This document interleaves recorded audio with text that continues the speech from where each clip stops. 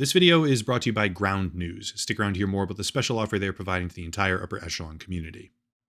How many people watching this have heard of a concept called BNPL, or Buy Now, Pay Later? Odds are pretty high that most of you have, in fact, heard of it in some capacity or another, because BNPL is actually an extremely popular trend right now. Predominantly among Generation Z and Millennial customers, Buy Now, Pay Later represents a financing option that they trust even more than credit cards. But over the span of just 3 to 4 years, instead of becoming a cornerstone in the world of consumer financing as it was intended to be, one of the most prominent financial technology startups in history has more so crashed and burned under the weight of its broken economic business model, which relies on a perpetual spiral of debt, which is completely, obviously, unsustainable. Meet Klarna. Klarna is a Swedish company, widely regarded back in 2021 and 2022 as one of the most valuable startups in the entire world. At that time, the company was valued at over $45 billion, seemingly on track to go public in the United States stock market. But long before that could ever happen, Klarna would be subjected to a frankly stunning level of managerial and business model failure, which, if we're being completely honest here, was entirely predictable for anyone with a brain. Let me explain that. BNPL as a concept isn't actually anything new. Far from it, in fact. Buy now, pay later, conceptually, is just the most recent buzzword in a long history of different financing options, which include things like credit cards, car loans, and mortgages. Financing a purchase is not by itself inherently bad, and one of the best ways to think about that is a car or a house. If you can't afford to buy a car right now, but the car lets you travel 35 minutes to a higher paying job in a different town, financing the purchase has actual material value for you.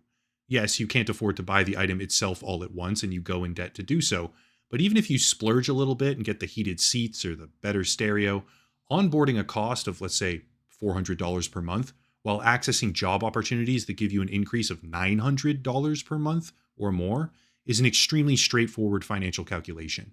In the case of real estate, not only would you be acquiring a place to live, which has value inherently, but provided you maintain the mortgage payments responsibly, you're also building equity in that purchase, which presumably equates to much more value later down the line in terms of resale or retirement.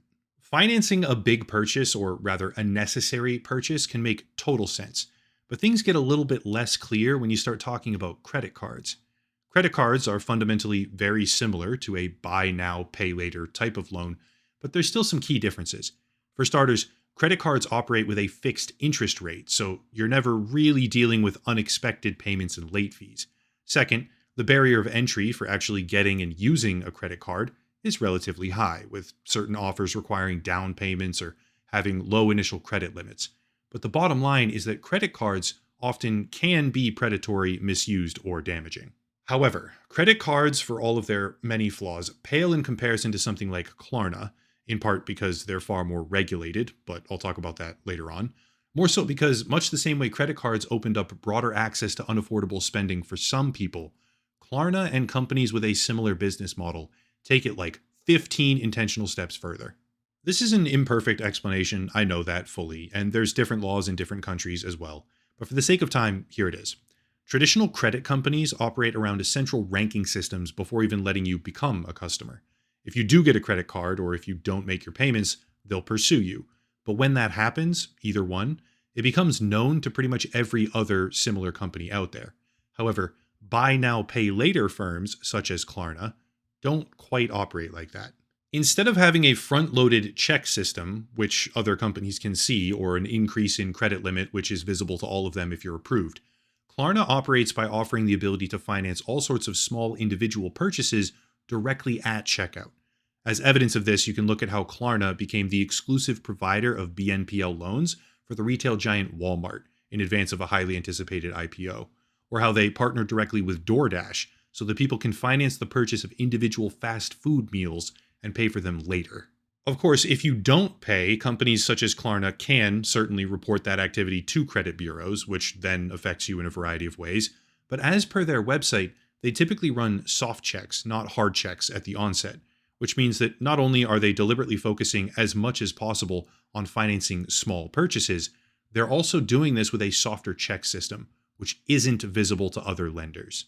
Functionally, buy now, pay later lending companies are facilitating debt spirals and deliberately targeting a more vulnerable demographic of people that have less money and lower financial literacy in the first place.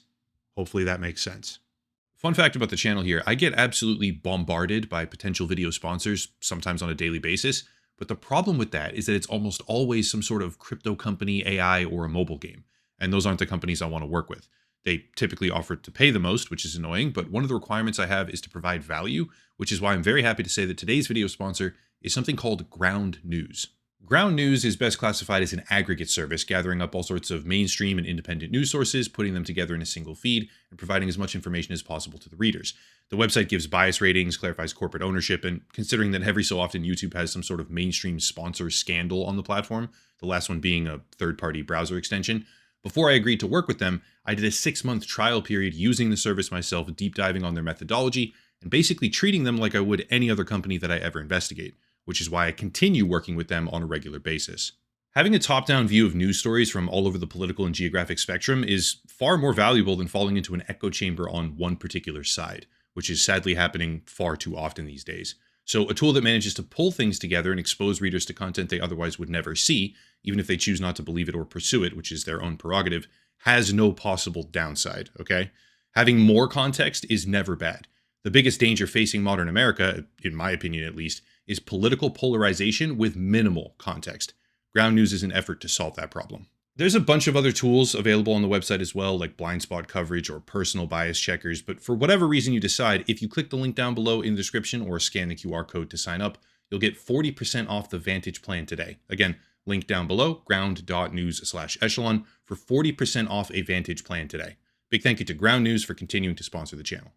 So how do we think this business model is serving them? How is Klarna doing under this framework that we've now fully discussed? Well, it's going just about how you should probably expect it to be going, because when you target that kind of demographic with predatory loans for individual fast food or consumer electronics purchases, you run into an issue where maybe the person taking out the loan to buy Chipotle or imitation off-brand sneakers doesn't really have a burning desire to pay that loan off, or far more likely in this case, doesn't even pay attention to it.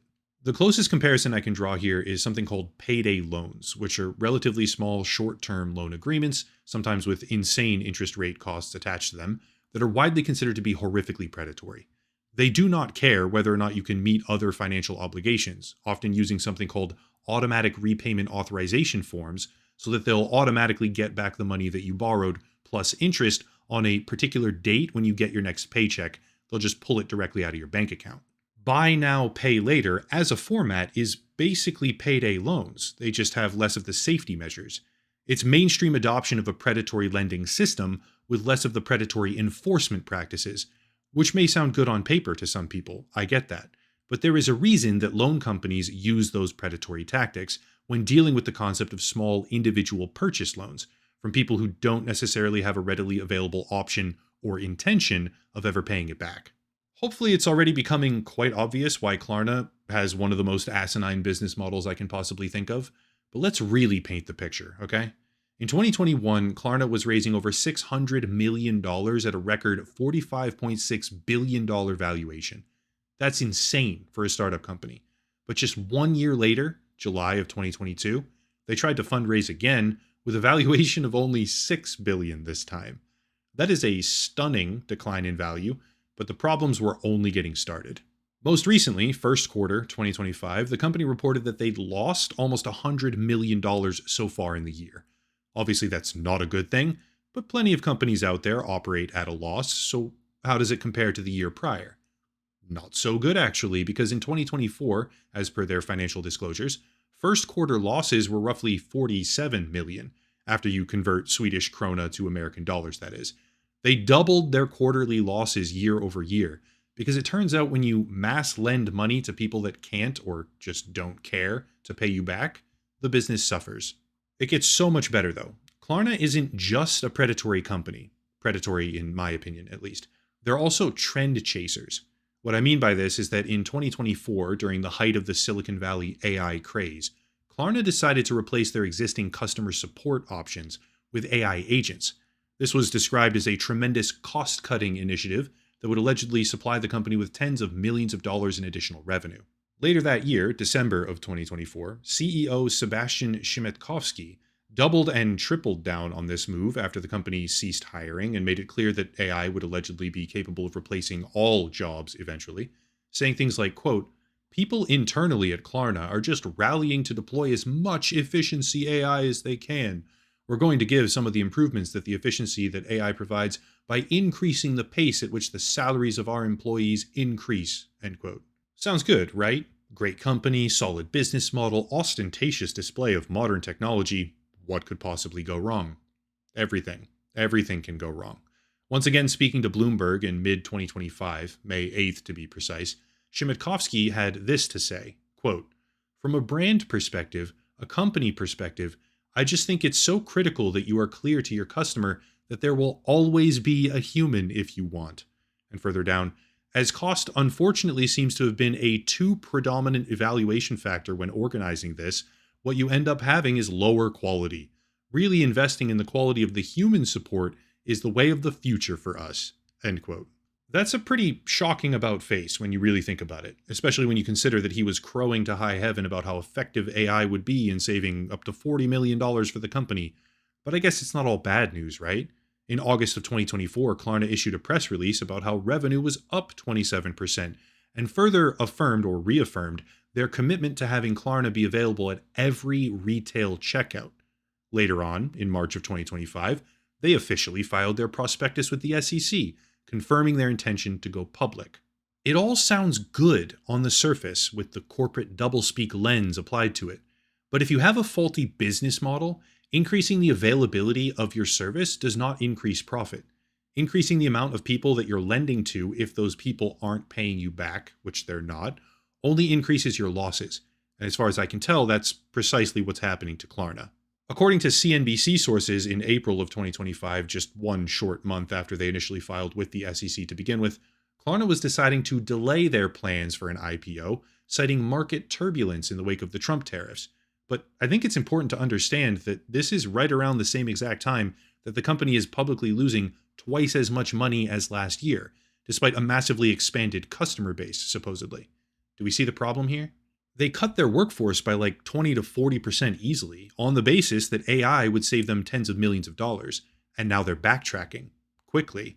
They massively increased the number of people using the service, generally, making it more and more ubiquitously available, and yet the losses are spiraling. More and more people are using multiple BNPL loans. 23% say that they've had 3 or more active at one time. 2/3 of their users, according to LendingTree survey data, say that they'd consider using the service for food delivery, like DoorDash, and over 60% of users incorrectly believe that making on-time payments can help your credit score. But it can't do that.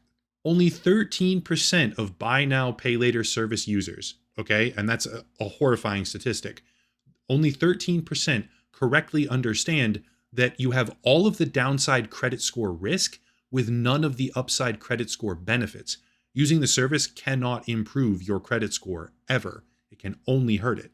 Meanwhile, as we remember that BNPL services have a customer base that primarily skews younger, such as Gen Z and millennials, meanwhile, student loan delinquency rates are surging 8-fold as the federal pause, in the United States at least, on reporting those delinquencies came to an end. All in context, because I'm throwing a lot of data at people right now, all in context, my point is this.